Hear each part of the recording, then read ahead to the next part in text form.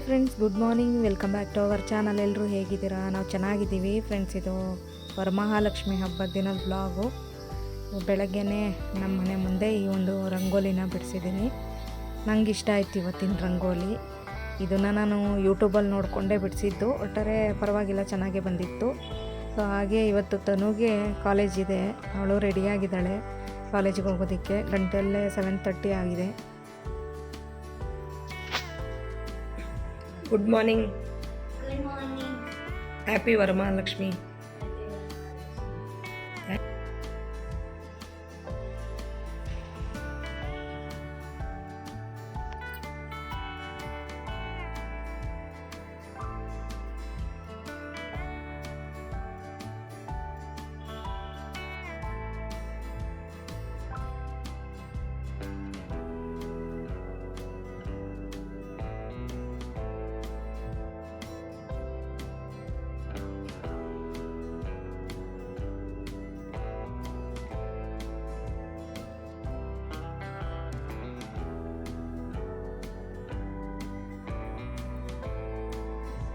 ನನ್ನ ಎಲ್ಲ ಪ್ರೀತಿಯ ಸ್ನೇಹಿತರಿಗೂ ವರಮಹಾಲಕ್ಷ್ಮಿ ಹಬ್ಬದ ಶುಭಾಶಯಗಳು. ನಮ್ಮನೆ ಪೂಜೆ ಎಷ್ಟು, ನಾನು ತುಂಬ ಸಿಂಪಲ್ಲಾಗಿ ಪೂಜೆ ಮಾಡಿದೆ. ಲಕ್ಷ್ಮಿ ಎಲ್ಲ ಕೂರಿಸಿ ಏನು ಮಾಡಿಲ್ಲ ನಾನು. ಹಾಗೆ ಸಿಂಪಲ್, ಹೋದ ವರ್ಷದಿಂದ ಸಿಂಪಲ್ಲಾಗೆ ಮಾಡ್ತಾಯಿದ್ದೀನಿ.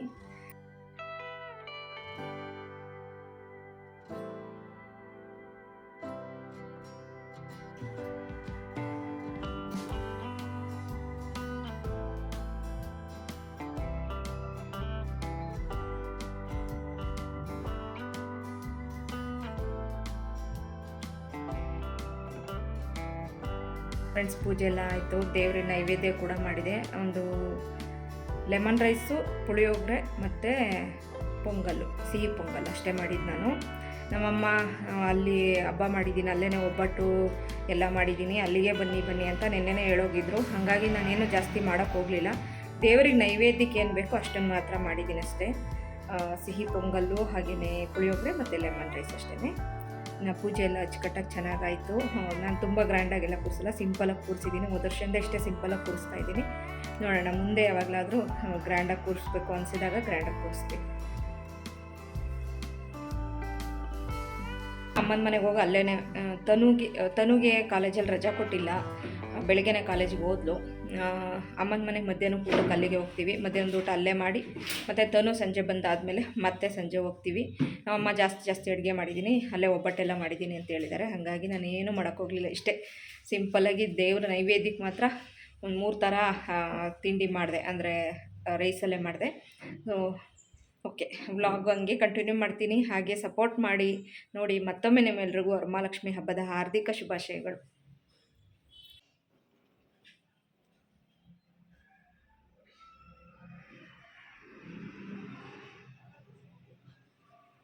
ಮನೆ ದೇವರಿಗೆ ಇದಕ್ಕೆ ಅಕ್ಷತೆ ಹಾಕ್ದ, ಕಳಸಕ್ಕೆ ಸ್ವಲ್ಪ ಅಕ್ಷತೆ ಹಾಕು ಮನೆ. ಅಲ್ಲೇ ಕೆಳಗಿಟ್ಟಿದ್ದೀನಿ ನೋಡಿ.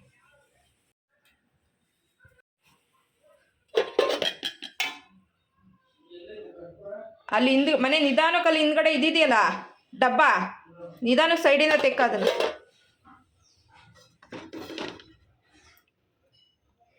ಲೆಮನ್ ರೈಸು, ಇದು ಪುಳಿಯೋಗರೆ,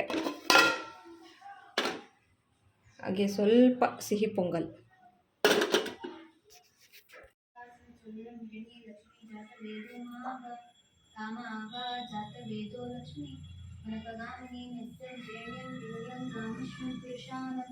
ಓಂ ಶ್ರೀಂ ಕಳಿಕಾಯ ನಮಃ ಕಪಾಲಿನ್ಯೈ ನಮಃ ಗಂಗಾತರಂಗ ರಮಣೀಯ ಜಟಾಕಲಾಪಂ.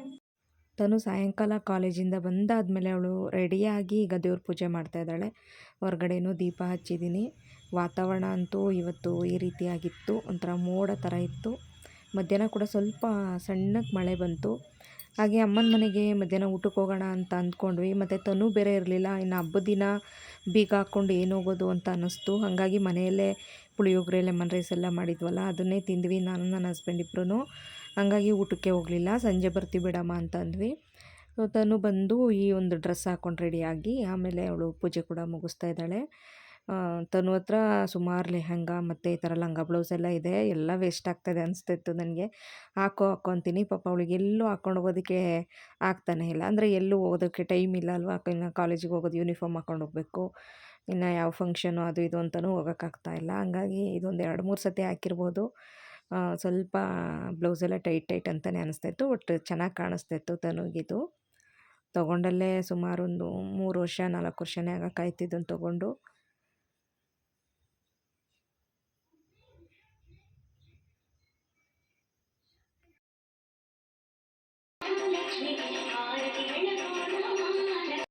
ಇನ್ನು ರಾತ್ರಿ 8 ಗಂಟೆ ಆಯಿತು. 8 ಗಂಟೆ ಆದಮೇಲೆ ದೇವರಿಗೆ ಆರತಿ ಮಾಡ್ತಾಯಿದ್ದೀವಿ ನಾನು ತನು.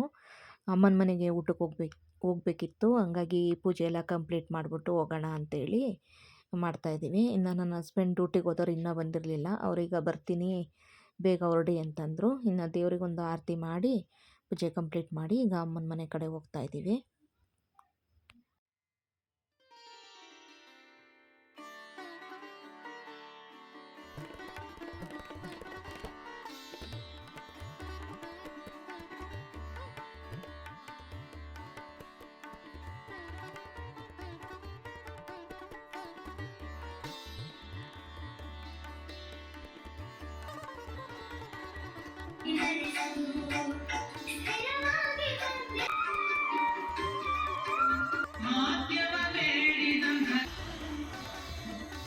ಮತ್ತು 20 ಆಯಿತು ಈಗ.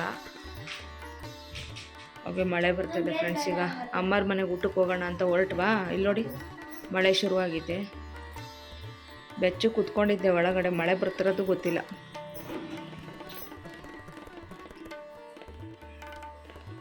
ಟೈಮ್ ಆಯಿತು, ಬಾ ಬೇಗ. ಎಲ್ಲ ಖಾಲಿ ಮಾಡಿದ್ದೆಲ್ಲ ಬೆಳಗ್ಗೆ ಏನಾದರೂ ಮಾಡಬೇಕು. ಮನೆ ನೀನು ರೈಸ್ ಯಾಕೆ ಮನೆ ಅಷ್ಟಕ್ಕೊಂದು ಮಾಡಿಟ್ಟಿದ್ಯಾ ಬೆಳಗ್ಗೆ? ಅದು ಪಾತ್ರೆಯಲ್ಲಿ ರೈಸ್ ಇದೆ, ಅದರಲ್ಲಿ ಬೆಳಗ್ಗೆ ಚಿತ್ರಾನ್ನಕ್ಕೆ ರೈಸ್ ಮಾಡಿಟ್ಟಿದ್ದಲ್ಲ.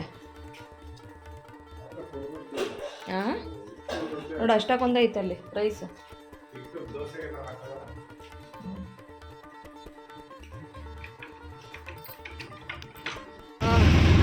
ಏನು ಚಳಿ ಹೊಡಿತೈತಪ್ಪ. ಅಜ್ಜಿ ಊಟಕ್ಕೆ ಕರೆದಾಗಲೇ ಈ ಥರ ಮಳೆ ಚಳಿಲಿ ಹೋಗ್ಬೇಕಾ?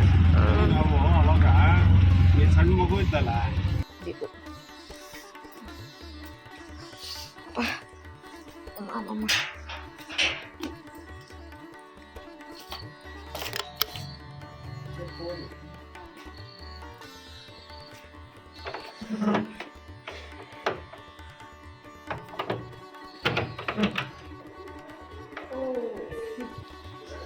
ಹ್ಯಾಪಿ ವರಮಹಾಲಕ್ಷ್ಮಿ. ಎಲ್ಲ ಮುಗಿದೋಯ್ತು.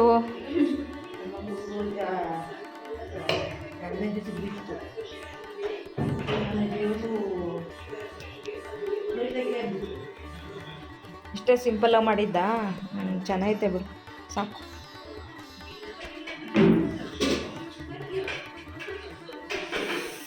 ಆಗ್ತಿಲ್ಲ ಅಂತ ಆಮೇಲೆ ಮುರ್ಲಿ ಮಾಡಿದ್ವಿ.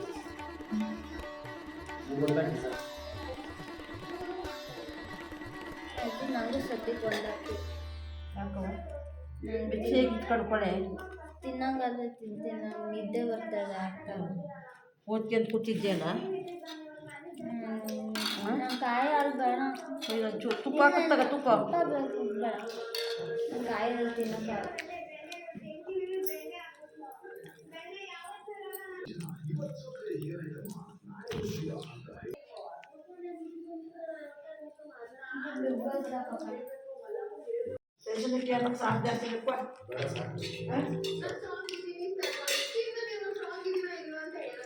ಊಟ ಮಾಡಮ್ಮ ನೀನುವೆ.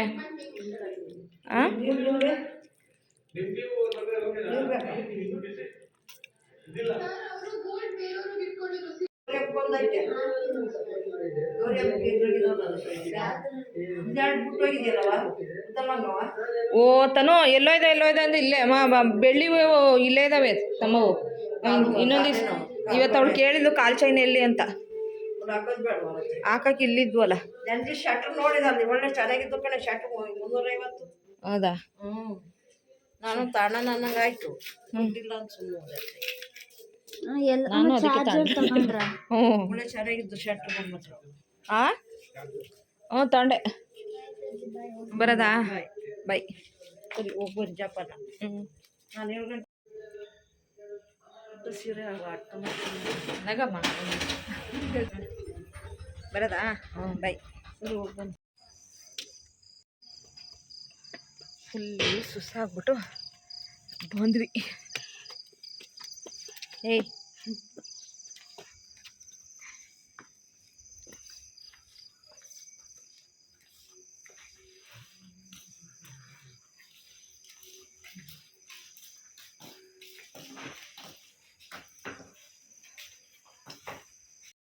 ಬಳೆನ ಎಲ್ಲವನ್ನು ತೆಗಿತೀನಿ ಬಳೆ.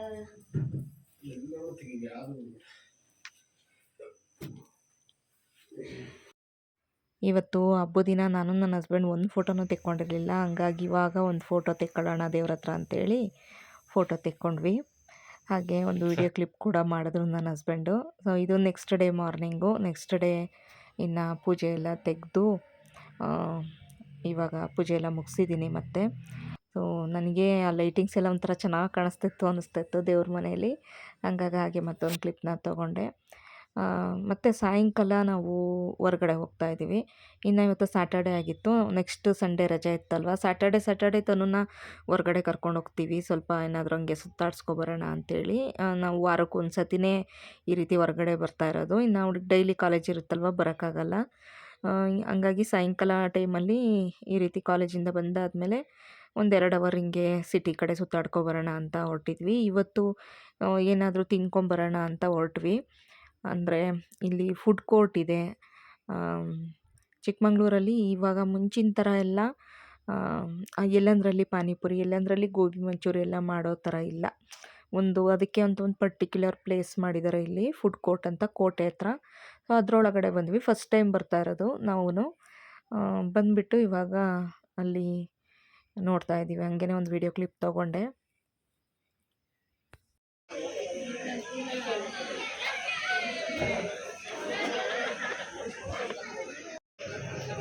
Okay, Bengaluru station.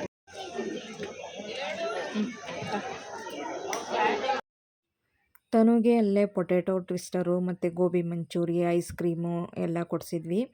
ಸೊ ಅದಾದಮೇಲೆ ಮತ್ತೆ ನಾವು ಮಾಮೂಲಿಯಾಗಿ ಹೊರ್ಗಡೆ ಬಸವನಹಳ್ಳಿ ರೋಡಲ್ಲಿ ಪಾನಿಪುರಿ ತಿಂತೀವಿ, ಅಲ್ಲೋಗಿ ಪಾನಿಪುರಿ ಕೂಡ ತಿಂದ್ಕೊಂಡ್ವಿ. ಸೊ ಇಲ್ಲಿ ಚೆನ್ನಾಗಿದೆ ಅನ್ನಿಸ್ತು. ಎಲ್ಲ ಥರ ಅಂಗಡಿಗಳಿದೆ. ಗೋಬಿ ಮಂಚೂರಿ ಮತ್ತು ಮಸಾಲೆ ದೋಸೆ, ಬೆಣ್ಣೆ ದೋಸೆ, ಪಾನಿಪುರಿ, ಹಾಗೆ ಚಿಕನ್ ಕಬಾಬ್ ಆಗಿರ್ಬೋದು, ಬಿರಿಯಾನಿ ಆಗಿರ್ಬೋದು, ಐಸ್ ಕ್ರೀಮ್ಗಳು, ಸಲಾಡ್ಗಳು ಮತ್ತು ಮೋಮೋಸು ಎಲ್ಲ ಒಂದೇ ಕಡೆ ಸಿಗುತ್ತೆ. ಈವ್ನಿಂಗ್ ಟೈಮ್ ಸ್ಪೆಂಡ್ ಮಾಡೋದಕ್ಕೆ ಮಾತ್ರ ತುಂಬ ಚೆನ್ನಾಗಿದೆ ಫ್ಯಾಮಿಲಿ ಜೊತೆ. ಸೊ ವೀಕೆಂಡ್ಗಳಲ್ಲೆಲ್ಲ ತುಂಬ ರಶ್ ಇರುತ್ತೆ, ಅಂದರೆ ಸ್ವಲ್ಪ ಜಾಸ್ತಿ ಜನ ಇರ್ತಾರೆ. ನಾವು ವೀಕ್ ಡೇಸಲ್ಲೆಲ್ಲ ಇರ್ತಾರೋ ಇಲ್ವೋ ಗೊತ್ತಿಲ್ಲ. ನಾವು ವೀಕೆಂಡಲ್ಲಿ ಬಂದಿದ್ವಿ, ಸ್ವಲ್ಪ ಜನ ಇದ್ದರು.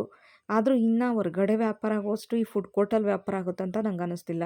ಹೊರ್ಗಡೆ ಆದರೆ ಸ್ಟ್ರೀಟ್ ಸೈಡಲ್ಲಿ ಜನಗಳು ಓಡಾಡ್ತಾ ಇರ್ತಾರೆ, ಆವಾಗವಾಗ ಚೆನ್ನಾಗಿ ವ್ಯಾಪಾರ ಆಗ್ತೈತೇನೋ. ಇಲ್ಲಿ ಮೋಸ್ಟ್ಲಿ ವೀಕೆಂಡಲ್ಲಿ ಮಾತ್ರ ಅವರಿಗೆ ವ್ಯಾಪಾರ ಆಗುತ್ತೆ ಅಂತ ಅನ್ನಿಸ್ತು ನನಗೆ. ಜನ ಕಡಿಮೆ ಇರ್ತಾರೆ ಅಂತ ಅನ್ನಿಸ್ತು.